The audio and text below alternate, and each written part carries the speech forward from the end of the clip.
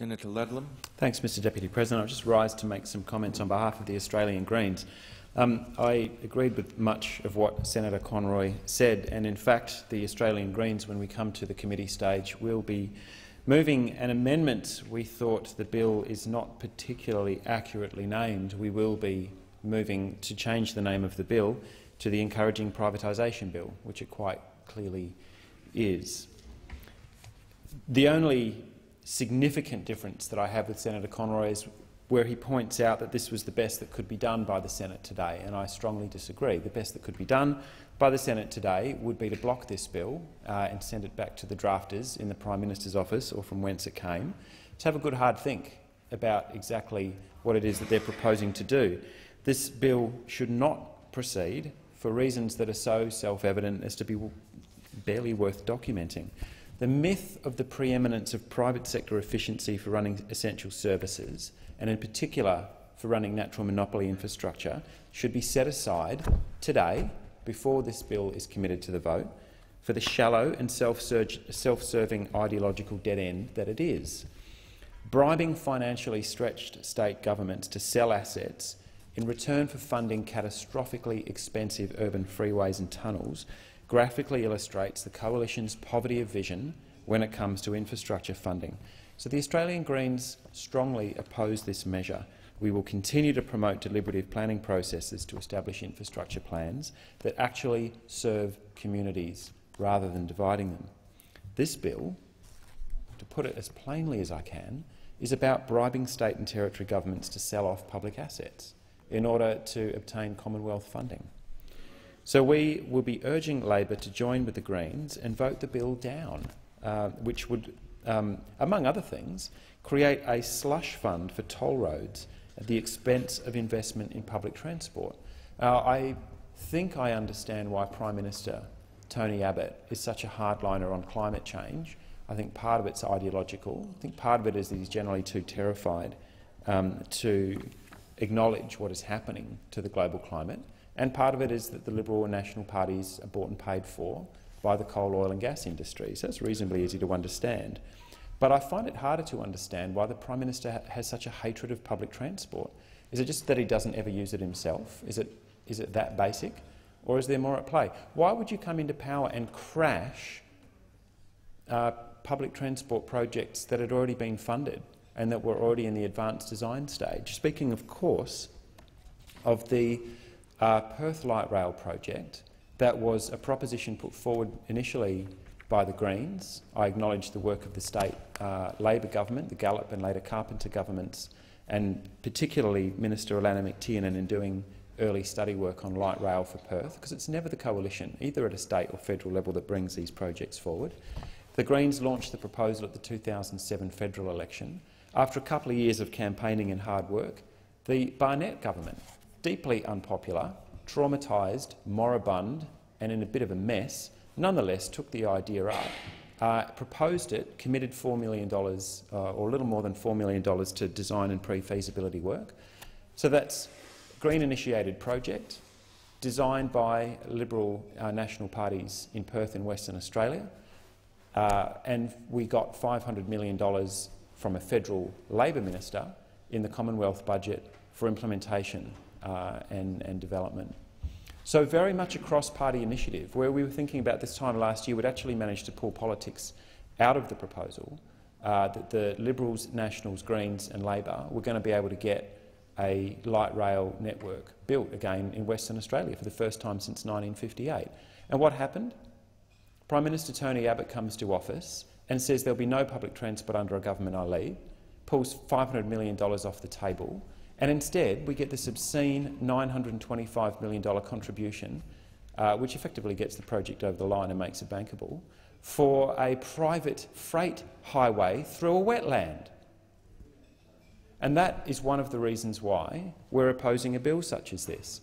The federal government has effectively put on the table $9.5 billion worth of funding around the country for projects that have effectively circumvented Infrastructure Australia's arm's-length assessment procedure, and now they're just dropping freeways on people's heads. A little similar to the East-West Tunnel catastrophe that Senator Conroy was outlining, although I understand the Labor Party has a rather morally ambiguous position towards whether it gets built or not. In Western Australia, the situation is much clearer. State and federal Labor parties oppose this freeway. State and federal Australian Greens parties oppose this freeway. The community opposes the freeway. Most of the local government authorities in the area oppose the freeway. People who care about urban bushland oppose it. The local Aboriginal mob oppose 4 lanes of tarmac smashing through sacred sites on the shores of Bibra Lake or Walyabub. So it's fairly easy to see that this project should never have seen the light of day. But the fact that you could commit $920 million to it before you'd even seen the design, the Commonwealth bureaucrats who are writing the cheques out didn't even know whether it would be an elevated freeway or not. Nobody knows what's going to happen to all the traffic, masses of container traffic that you're going to be dumping onto Tideman Road through 4 sets of traffic lights. Nobody knows. The thing hasn't been designed. Nobody's released the cost-benefit analysis based on undoubtedly hallucinations of time savings that amount to $4 or $5 billion, just imaginary numbers. This is a government that believes that anything that's not nailed down should be privatised. They never saw an urban freeway that they didn't like, and they have this strange loathing of public transport. Maybe you spend your entire time being carted around in comcars and chauffeur-driven limousines and don't feel the need for public transport. Should be user pays, shouldn't it? That loathing for public transport that you would abolish projects already afoot is, I guess, stranger to me than understanding how the coal industry could have just bought and written your climate policy for you. I guess that's simpler to join those particular dots. So I hope that Labor will rethink its support for this bill. I'll foreshadow in advance, although we'll go into it in a bit of committee detail, that we'll be supporting most of the amendments that the Labor Party are putting forward around cost-benefit analysis. They're entirely consistent with amendments that we passed a fortnight ago when we were debating the Infrastructure Australia bill. They're sensible. If this thing is going to be passed back to the House of Representatives, it does make sense to ensure that those checks and balances are in there. But I do find it strange to see the Australian Labor Party aiding and abetting Prime Minister Tony Abbott's privatised urban freeways agenda. Strange, particularly when you've been so strong at home in the instance of the Roe Highway. I find that a bit peculiar.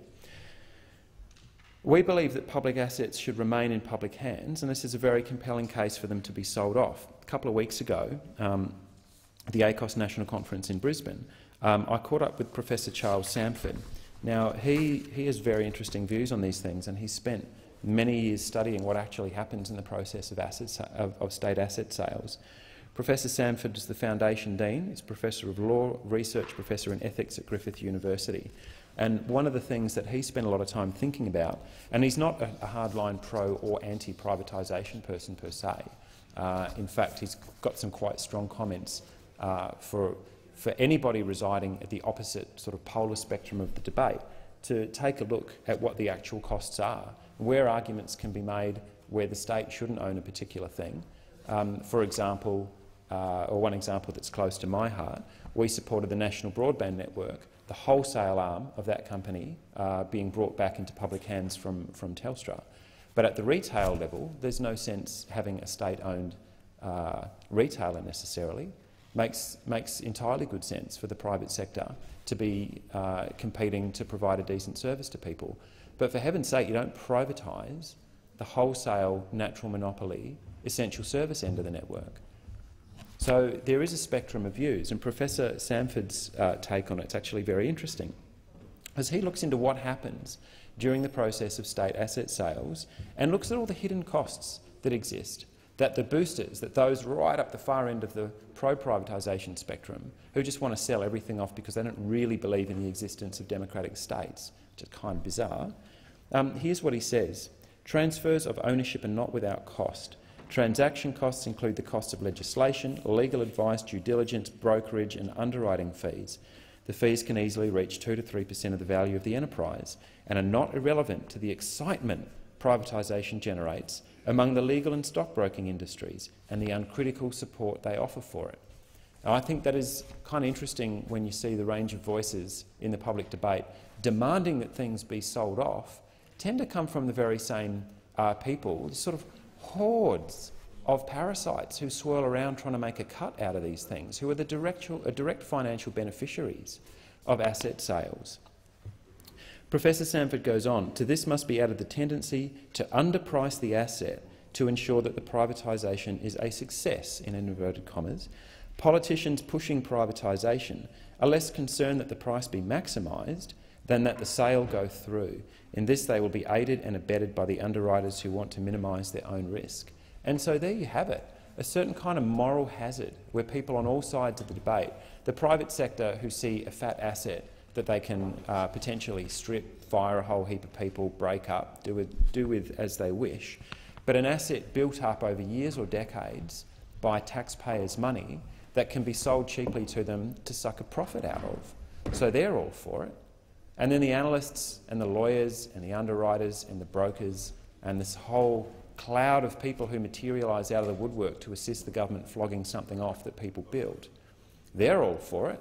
They're busily writing op-eds in the newspapers saying this would be a fantastic thing, and the public interest gets wiped off the table. And so I guess we can see from the clauses and the way in which this bill has been presented to the parliament that the Abbott government is right up the far end of the pro-privatisation spectrum.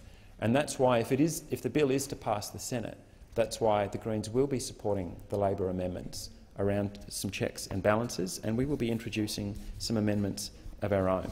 It's not appropriate to be bribing state governments who are starved of cash, and we know that. The Commonwealth's got most of the taxing power, it's got 75% of the taxing power, and the states sit upon a perilously narrow taxation base, to be telling them that if you want new transport infrastructure, you need to sell hospitals, you need to sell ports, you need to sell what's left of your electricity grids or your power stations as much as they remain in public hands, and you need to basically just throw them into the whims of the market. Otherwise you won't see $1 in Commonwealth funding. It's a disgrace. I'll have a great deal more to say when we come to the committee stage of the bill and start going through amendments in detail, but it's the strong view of the Australian Greens that this bill not proceed past the second reading stage of debate.